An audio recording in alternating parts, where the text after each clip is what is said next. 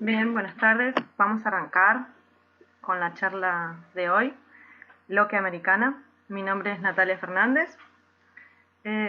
Soy parte del Centro de Investigación de Abejas Sociales de CONICET y de la Universidad Nacional de Mar del Plata. Vamos a hablar de Loque Americana, diagnóstico y tratamiento. Bien, Loque Americana o American Foolproof o peste americana es una enfermedad de la etapa larval, causada por la bacteria Paneobacillus larvae. Esta bacteria tiene una capacidad de formar esporas que permanecen viables por largos periodos de tiempo y sobreviven frente a condiciones adversas. Ahí en las fotos, son fotografías electrónicas, podemos ver las esporas, los bacilos a la derecha y en la espora que es subterminal o media se forma. Bien, ¿cuáles son los síntomas de esta enfermedad? La cría salteada, el primero. Cuando vemos cría salteada en una colmena ya sabemos que algo no está bien. Como ya Matías lo mencionó en la charla de Barroa, que también presenta cría salteada. Entonces cuando vemos cría salteada ya tenemos que empezar a prestar un poco más de atención. Otro síntoma muy característico, sí exclusivo de Loque Americana, son los opérculos hundidos y grasosos, se ven como oscurecidos. Cuando destapamos ese opérculo con un palillito o un pastito, puede ser cualquier cosa que tengamos a mano, lo introducimos y podemos estirar esa larva, que va a ser como un chicle entre amarillento y castaño oscuro, y si se estira más de 2,5 centímetros, podemos decir que es una larva que está afectada por Loque Americana. El estadio posterior a esa larva chiclosa, cuando esa larva se seca, se transforma en una escama. En la última foto podemos ver señalada con la flechita naranja una escama en el fondo de la celda, y si prestamos atención vamos a ver un montón de otras escamas en ese cuadro. Bien, como mencioné, la prueba de la cerilla. Es una prueba para hacer en campo y para nosotros poder ver ahí de qué estamos hablando. No es algo diagnóstico y determinante para decir, tengo Loque Americana y a partir de eso tomar una decisión. Pero sí sirve para prestar más atención. Como dije, ahí se ve bien clarito, es un cuadro nuevo el color que toma la larva y cómo se puede estirar, más de 2,5 centímetros. Bien, después dije que esa larva enferma se transforma en una escama. La larva queda en la posición normal, eso es muy importante, y se va desecando, cambiando su color. En el dibujo 1 podemos ver un esquema de una larva sana a priori, después ya va cambiando de color, poniéndose más oscura.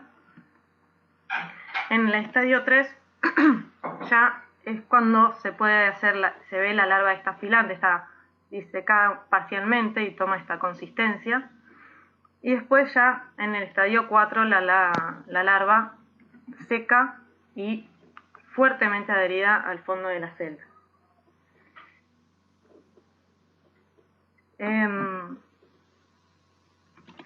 Bien, por ahí puede haber algunos mitos urbanos, como que si no vemos las larvas con la glosa extendida, no tenemos Loque Americana.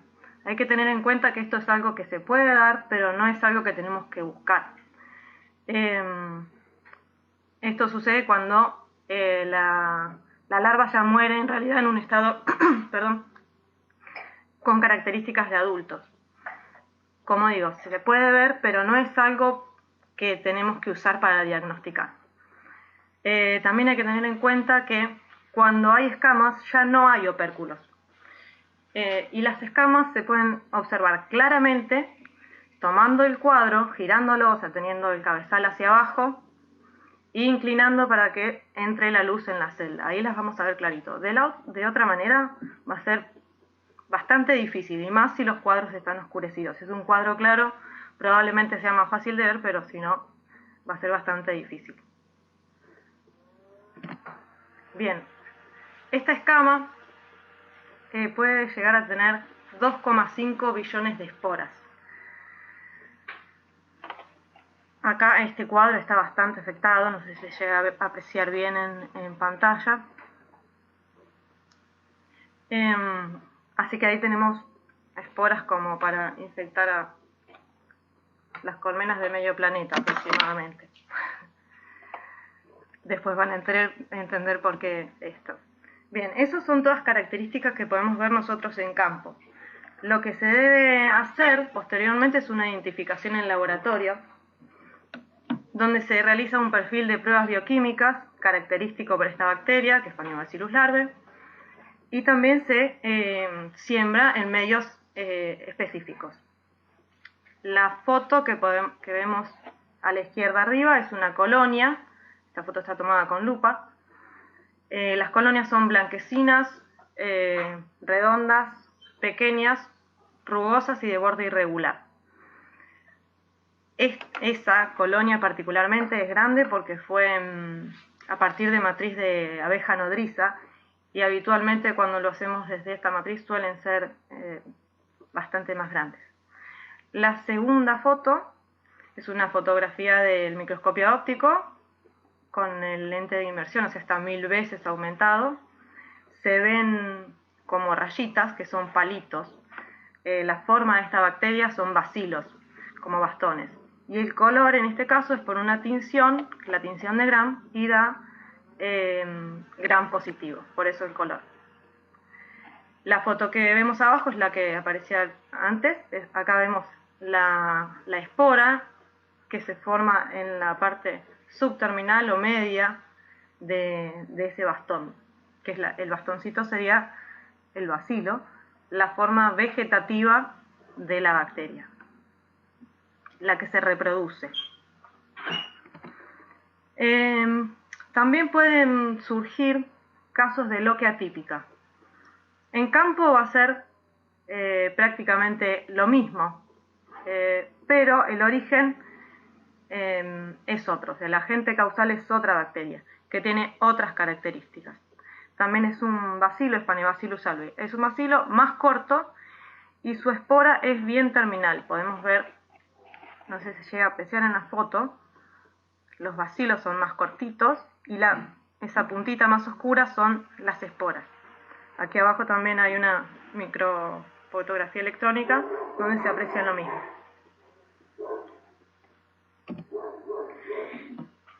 También se han intentado desarrollar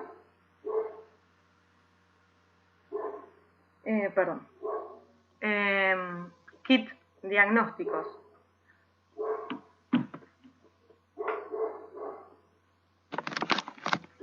Perdón, me están pasando datos técnicos que por ahí no se llega a apreciar bien la presentación.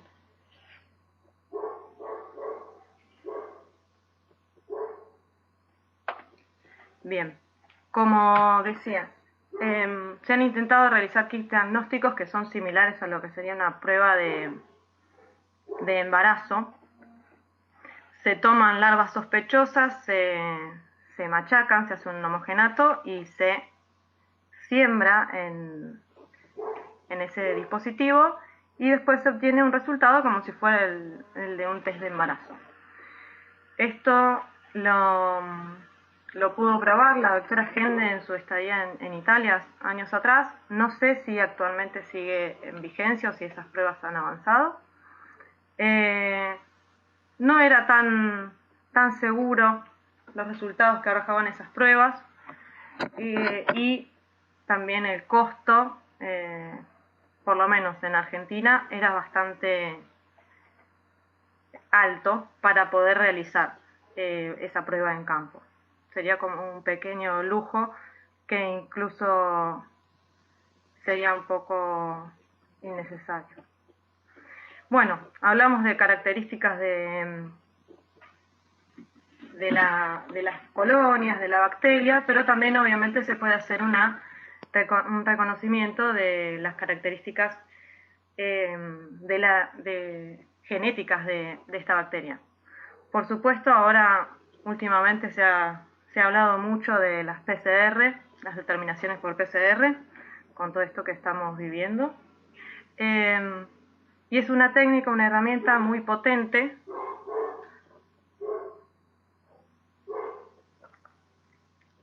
que pueden dar unas determinaciones muy rápidas. Por supuesto, requiere de infraestructura específica. Y ¿cómo es? Perdón, me van pasando datos técnicos. Y de personal idóneo que pueda realizar esta técnica. No es algo que podamos hacer en cualquier laboratorio. También actualmente es bastante costosa en nuestro país, pero bueno, es una herramienta muy potente. Las determinaciones clásicas de laboratorio con los medios de cultivo, las pruebas bioquímicas llevan alrededor de 10, 14 días y esto, teniendo la disponibilidad, podemos tener los resultados de si tenemos presencia o no en alguna matriz que hayamos tomado de la bacteria y por ende de lo que es americana. Bien, vamos a lo que es el ciclo y la diseminación. Ahora van a entender por qué le dije que teníamos en la foto anterior, como para contaminar a medio planeta. Una larva de menos de 48 horas de edad se puede infectar con solo 6 esporas. Ya a partir del tercer día se necesitarían millones de esporas para concretar esa infección y a partir del cuarto día ya sería muy difícil que se infecte. Así que, y recordemos que una sola escama tiene 2,5 billones de esporas. Entonces decimos, la larva es el estadio en el cual es susceptible de infección, pero la enfermedad se manifiesta en la cría operculada, en el estadio en los primeros días de prepupa. Ahí es donde podemos ver la loca americana. ¿Por qué? Porque dijimos que los síntomas también, recordemos, son opérculos hundidos. Por lo tanto, tiene que haber opérculos. Bien, el ciclo de la enfermedad, ¿cómo se inicia? Iniciamos con esporas. Una larva ingiere, junto con el alimento larval, una larva de menos de 48 horas, ingiere las esporas, estas germinan en el intestino entre las 12 y 24 horas, hasta llenar el intestino. Después pasan a la multiplicación en hemolinfa. Acá se hicieron unos estudios que les voy a mostrar una fotografía. Esto es un corte, está un corte del intestino de la larva, está todo teñido. Lo que es rojo son las células de la larva, lo violeta son los núcleos de esas células, y lo verde son todas las bacterias. Estarían en el lumen del intestino y cómo van pasando entre las células hacia la hemolinfa. Bien, una vez que se hace la multiplicación en la hemolinfa, muere la prepupa o pupa y a partir de eso, de esa muerte, se genera lo que es la larva chiclosa y se empieza a producir la esporulación, donde podemos volver a iniciar este ciclo. Bien, tenemos que tener en cuenta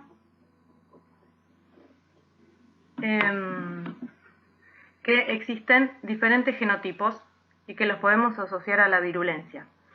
Los más comunes son los cebadores ERIC y existen 4 variantes de estos. Se enumeran del 1 al 4. El 1 y el 2 pertenecen a lo que era la subespecie Panebacillus larvae y el 3 y 4 a lo que es la subespecie Panebacillus larvae pulvifaciens.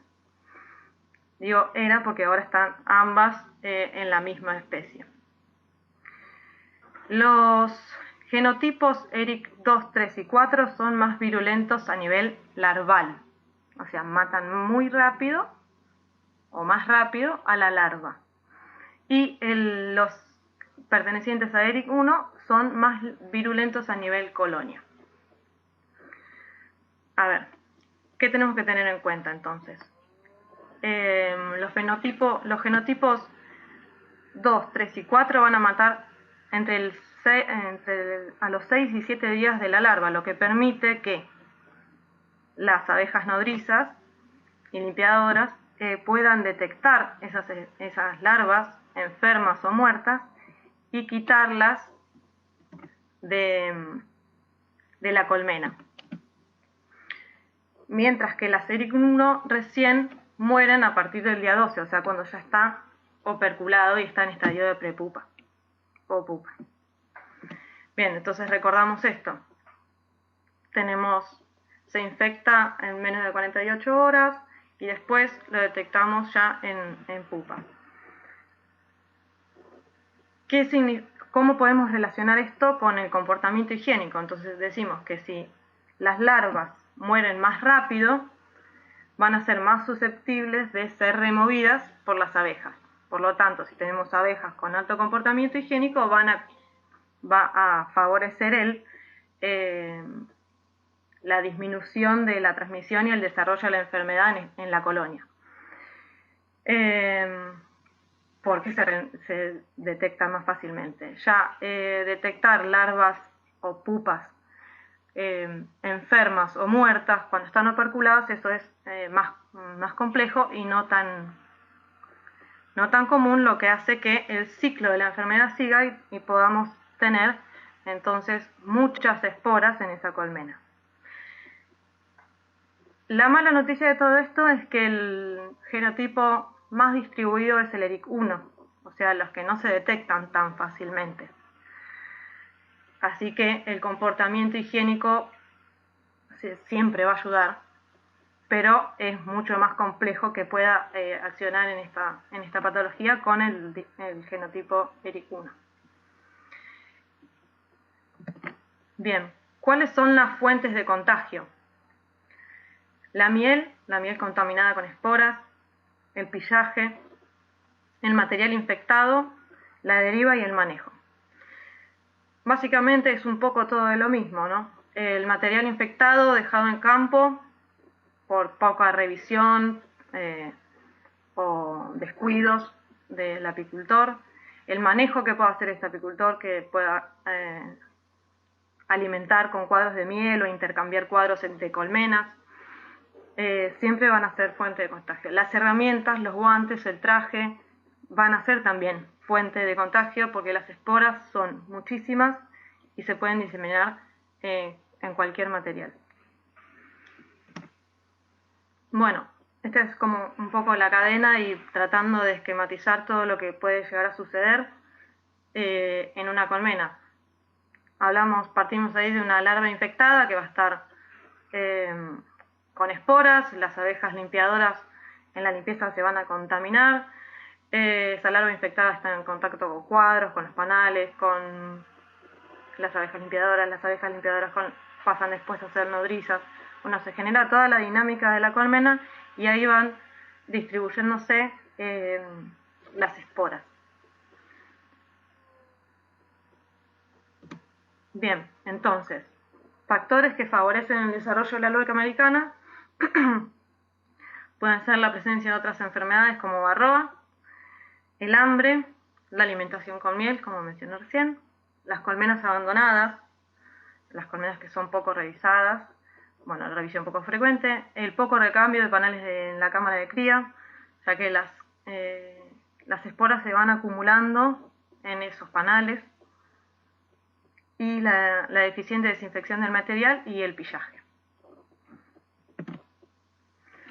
En el laboratorio llevamos a cabo algunos trabajos en donde nosotros, particularmente para hacer diferentes estudios, criamos larvas en el laboratorio, entonces se hicieron ensayos de alimentación diferencial y ver cómo afectaba esa variación en el alimento artificial en algún lugar, y cómo se asociaba con la virulencia y la susceptibilidad de esas larvas a la infección.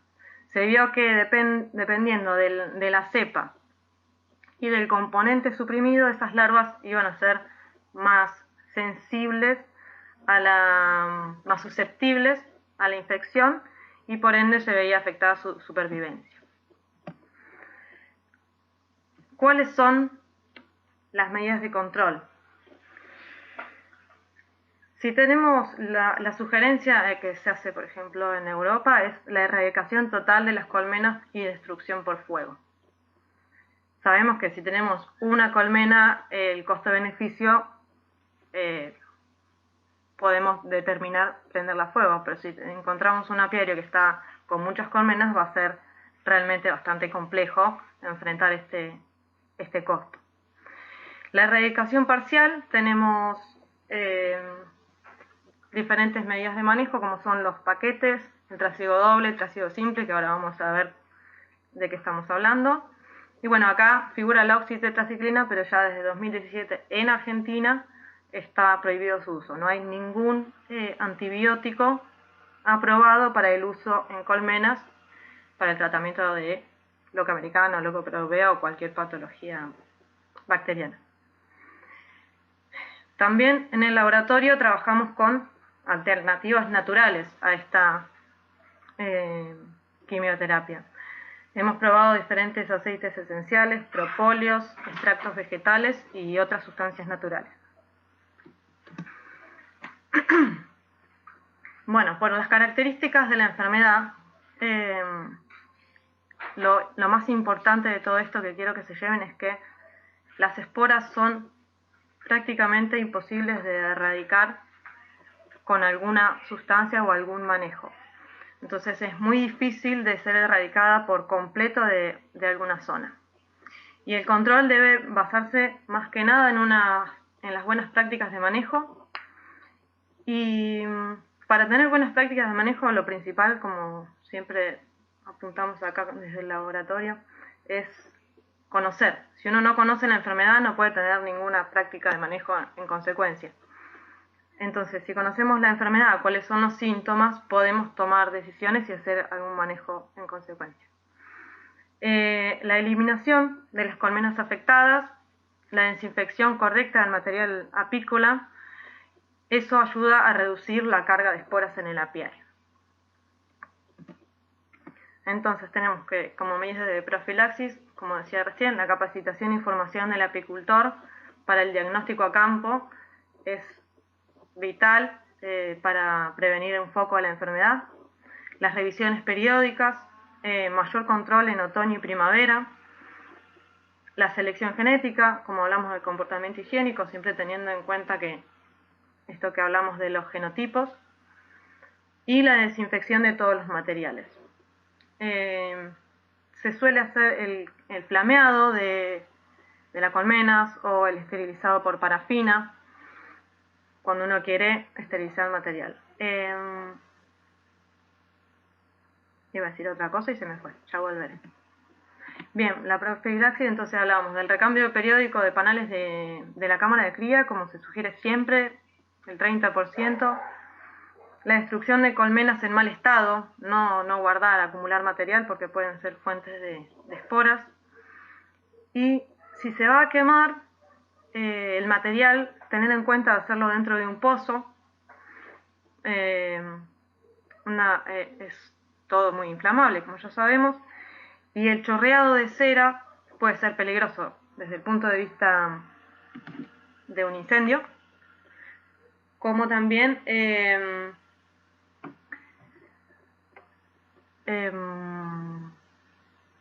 para evitar que quede cualquier resto en el campo. Entonces hacer un pozo, introducir el material dentro del pozo, prenderlo fuego y luego tapar ese pozo. Bien, ¿cómo mantener la colonia?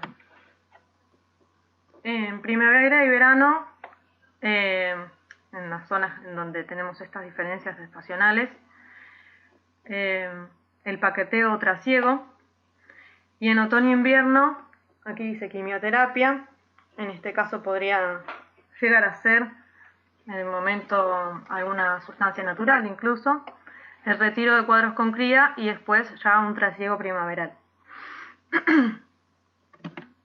Bien, paqueteo es el mismo paquete que se hace para la multiplicación de colmenas cuando uno compra y quiere establecer colmenas. Se cepilla toda la abeja adulta en un embudo. Bueno, se enjaula la reina, ¿no?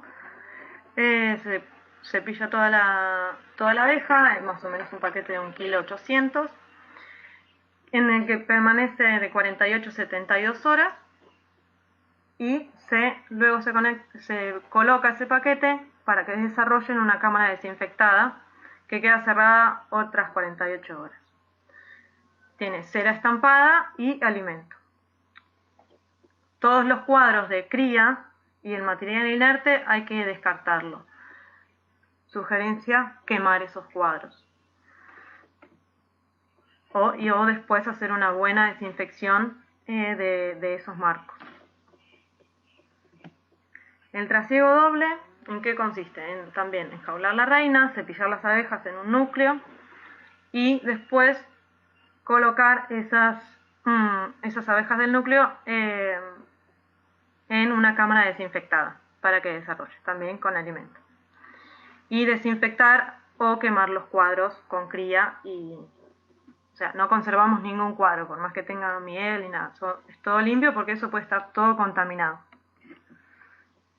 Y lo que se usa habitualmente es un trasiego simple, que es el más rápido y sencillo, el que podemos hacer más práctico en el campo. ¿Y en qué consiste? En enjaular la reina, colocarla en una cámara nueva.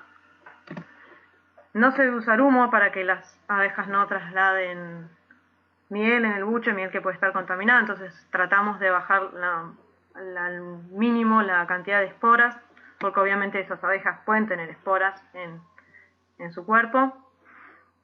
Se cepilla la abeja. La cámara, lo que podemos poner es papel, forrarla con papel de diario, para después de unos días retirar ese papel y también todo lo que pueda quedar, disminuir la caída o el contacto de las esporas que pueda haber para que no quede en esa cámara nueva. Yo cada tanto voy mirando si me dan alguna recomendación.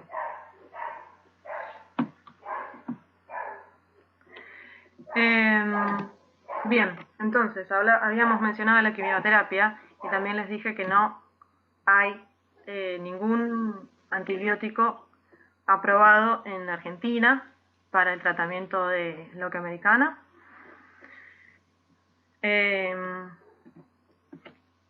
Y esto se termina decidiendo por estas consideraciones que hay que tener ante el uso de cualquier agente antimicrobiano en realidad.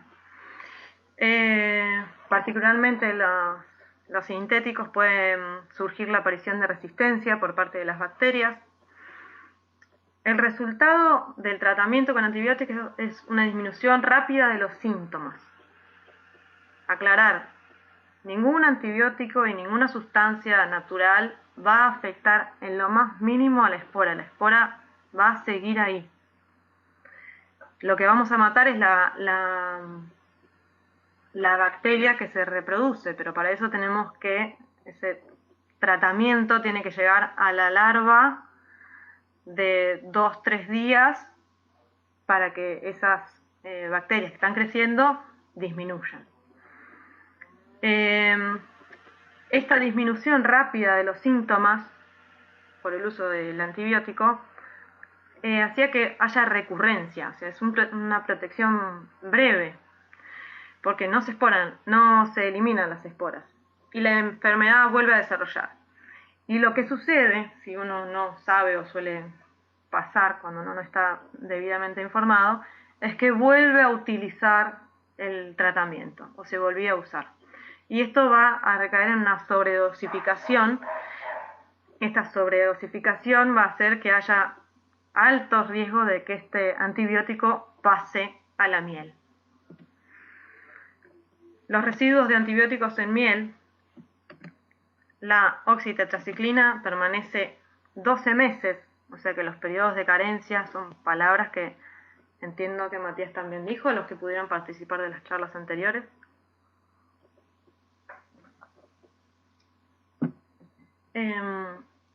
No podríamos aplicarlo, o sea, tendría que ser exactamente después de la cosecha para quizás poder hacer una cosecha del año siguiente, o sea, son 12 meses que duran.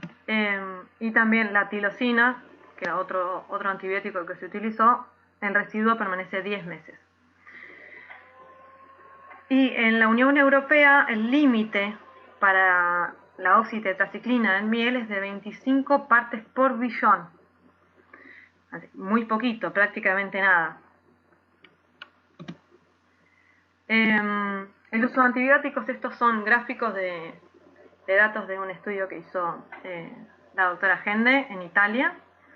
Las barras rojas y verdes corresponden a las cepas de Italia, y las blancas y celestes, no sé si llega a ver esa diferencia, corresponden a cepas aisladas en Argentina. En Italia no está permitido el uso de antibióticos, acá actualmente tampoco, pero hasta hace 3 años sí. Entonces vemos, acá es el diámetro de la zona promedio de inhibición, o sea, se mide cuánto inhibe, cuanto más grande el halo donde no hay crecimiento, mayor inhibición. Eran mucho mayores los halos de las cepas italianas, y en particular a la oxitetraciclina, las cepas italianas eran sensibles, o sea, respondían a un tratamiento con oxitetraciclina, mientras que las argentinas ya no lo estaban haciendo tanto. Bien, entonces también dije que nosotros trabajábamos con alternativas naturales. Se han probado diferentes aceites esenciales, que fue la doctora Gende probó, su tesis doctoral fue con aceites. Ahora vamos a ver algunos resultados. Se han hecho pruebas con propóleos, que lo llevó a cabo la doctora Damiani, con extractos vegetales, que fue mi tesis doctoral, y también otras sustancias. Estas alternativas que ofrecen, en general exhiben baja toxicidad en mamíferos, un menor impacto sobre el medio ambiente, aceptación del público, y pueden aportar incluso algún aroma a la miel o al producto final. Aceites esenciales y la actividad antimicrobiana, el que funcionó mejor fue el aceite de canela. Se hicieron diferentes ensayos en campo. Lo que tiene por ahí de complicado trabajar con aceites esenciales que son muy aromáticos, y como sabemos, la comunicación en la colmena se basa en olores, entonces introducir una sustancia que sea muy aromática puede perturbar el funcionamiento normal de la colmena. No obstante, se han hecho diferentes pruebas con diferentes soportes para poder usarlo como tratamiento. También se hicieron pruebas con diferentes propóleos de la región pampeana. Hubo uno que funcionó muy bien, y se lo relacionaba esa actividad al contenido de flavonoides totales, que era un poco más elevado que el resto de los probados. Con esto lo que me lleva a decir es que cualquier sustancia natural que uno quiera probar tiene que tener en consideración que va a variar según la región en donde se produzca, sea un propóleo o un extracto vegetal, sea un aceite esencial o un extracto hidroalcohólico, o diferentes métodos de obtención, porque todas las plantas van a modificar esa composición de químicos según las zonas geográficas donde se desarrollen, la estación del año. Hay un montón de factores que influyen sobre eso, entonces no se puede hacer una generalización. Hay que siempre ser muy cautos en este punto.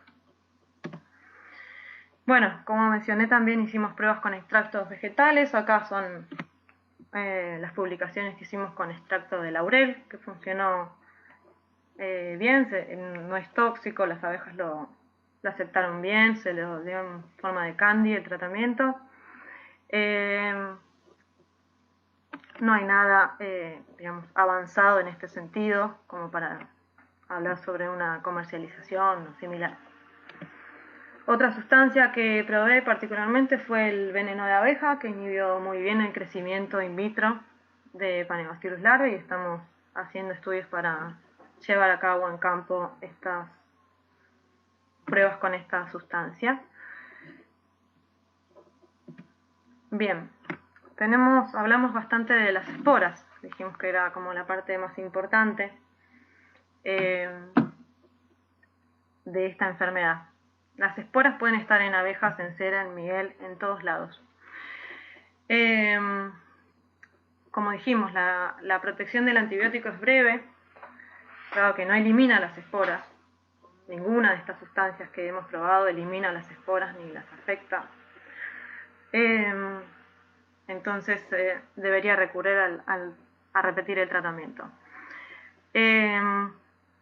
Cabe destacar que la ausencia de síntomas no significa que la colmena no tenga esporas. Entonces pueden presentarse lo que se llama infecciones subclínicas.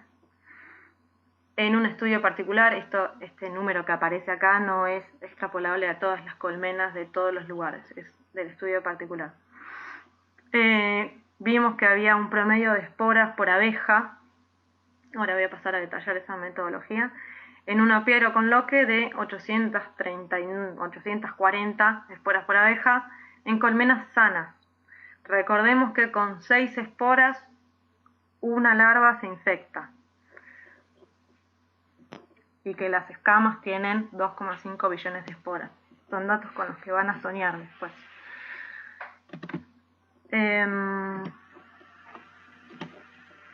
Bien, como parte de mi tesis de licenciatura, llevé a cabo el monitoreo de esporas por abeja para ser utilizado como un indicador del estado de loca americana en un manejo integrado. Eso también fue publicado.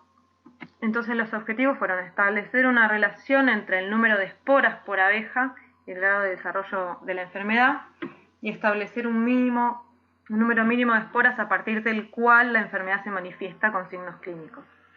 Entonces, un valor umbral era lo que buscábamos, como lo puede haber para Varroa o para Nosema, que a partir de tal valor se aplica un tratamiento o un manejo.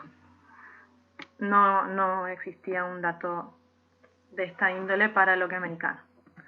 Entonces lo que hicimos fue tomar muestras de cuadros con cría abierta para tratar de capturar abejas nodrizas, como si fuera una muestra para hacer la determinación de Varroa, en donde, acompañado de la toma de muestra, hicimos una revisión de la colmena, una determinación de grado de la enfermedad, sana, si había pocas larvas, bueno, la presencia de otras patologías, un diagrama del apiario, y se procedió al análisis microbiológico de las muestras.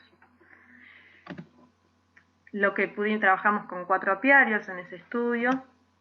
En el apiario 1 se trataba de un apiario con brotes anteriores de la patología, tratamiento con antibióticos, y una vez que se detectó la enfermedad en las colmenas pasó un tiempo sin ningún tratamiento hasta la toma de muestras.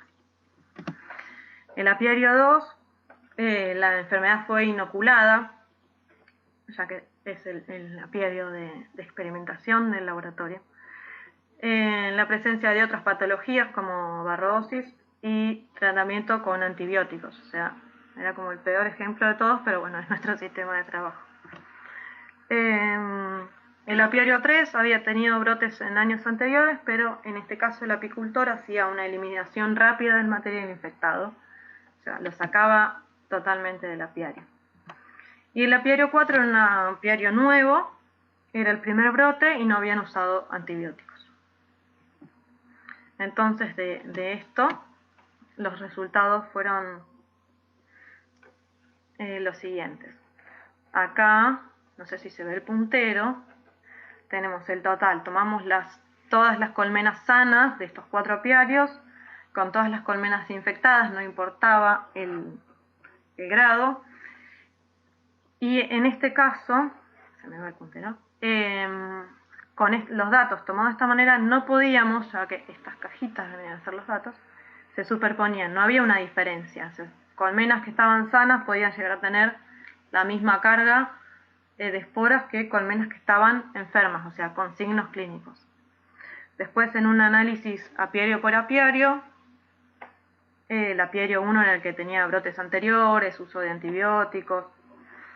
Teníamos una superposición también del número de esporas por abeja entre las colmenas que estaban sin signos clínicos y las que estaban con los primeros signos, o con pocos signos. Sí había una diferencia ya en las que estaban fuertes, la carga de esporas era muy, muy elevada.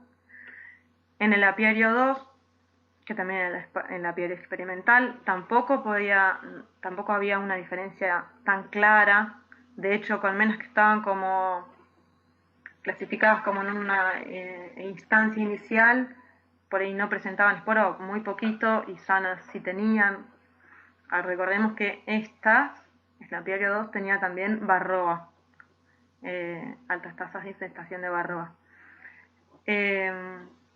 Aquí lo que pudimos observar es que se necesitaban menos cantidad de esporas para que la colmena esté fuertemente enferma, o sea, por la presencia de otra patología.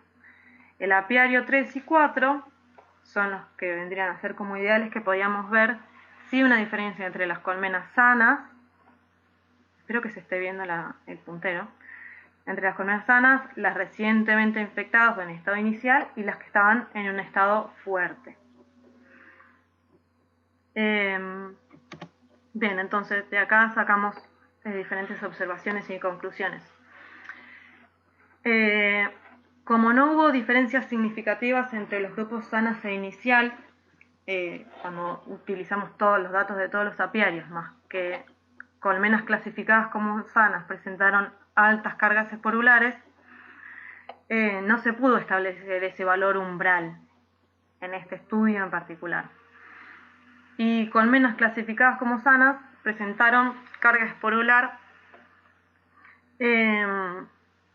pero no presentaban signos. Entonces lo que podemos estar hablando de un estado subclínico. También la doctora Gende realizó un análisis similar en Italia, donde sí se pudo determinar un valor umbral que era aproximadamente 3.000 esporas por abeja.